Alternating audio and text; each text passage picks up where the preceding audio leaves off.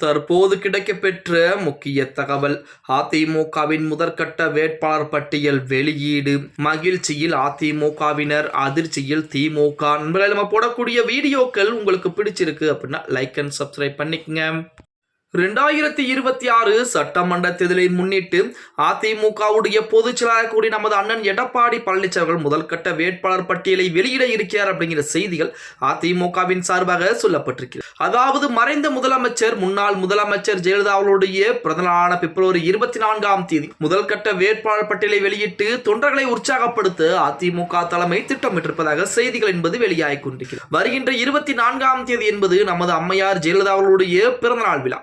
அந்த பிறந்த நாளில் தான் சசிகலா அம்மையார் கூட புதிய கட்சியை ஆரம்பிக்க போகிறோம், புதிய கட்சியை அறிவிக்க போகிறோம், அந்த கட்சியில் நாங்கள் யாருடன் கூட்டணி, எத்தனை வேட்பாளர்கள் போட்டியிட இருக்கிறார்கள் என அனைத்து தகவலுமே அதிமுக திமுக அதிரக்கூடிய வகையிலே அறிவிப்போம் என சசிகலா அம்மையார் ஒருபுறம் சுத்திக்கிட்டு இருக்காங்க. இன்னொரு புறத்திலே அதிமுகவுடைய பொதுச் செயலாளர் நமது அண்ணன் எடப்பாடி பழனிசாமி அந்த 24ஆம் தேதி முதல்கட்ட வேட்பாளர் பட்டியலை வெளியிட இருக்கிறார். முதல்கட்ட வேட்பாளர் பட்டியல் என்றால் எப்படி இருக்க போகிறது அப்படின்னு பார்த்தோம்னா, அதாவது 234 தொகுதிகளில் கூட்டணி கட்சிகளுக்கு எத்தனை தொகுதிகளை ஒதுக்கி இருக்கிறாரோ மீதம் இருக்கக்கூடிய தொகுதி 150 170 தொகுதிகள் என்பது அதிமுக சரிசமமாக போட்டியிட இருக்கிறது. 170 தொகுதிகளில் போட்டியிட்டால் தான் ஒரு 20-30 தொகுதிகள் குறைந்தாலும் ஒரு 130 140 தொகுதிகளாவது வெற்றி வாய்ப்பை பெற்றுவிட வேண்டும். அப்படி பெற்றால் மட்டும்தான் தனி பெரும்பான்மையுடன் ஆட்சி அமைக்க முடியும் என்பது நமது எடப்பாடி பழனிசாமியுடைய மிகப்பெரிய விருப்பங்களில் ஒன்றாக இருந்து கொண்டிருக்கிறது. அதற்கேற்பதான் அதிமுகவுடைய முதல் கட்ட வேட்பாளர் பட்டியல் 140 தொகுதிகளில் அதிமுக போட்டியிடுகிறது என்று சொன்னால் மீதம் இருக்கக்கூடிய தொகுதிகளில் கூட்டணி கட்சிகளுக்கு ஒதுக்கிவிட்டு அந்த 140 தொகுதிகளில் ஒரு 30-40 வேட்பாளர்கள் முதல் கட்டமாக எடப்பாடி பழனிசாமி அவர்கள் அறிவிக்க இருக்கிறார் அப்படிங்கிற செய்திகள் தற்சமயம் இணையதளங்களிலே உலா வந்து கொண்டிருக்கிறது அப்படின்னே கூட சொல்.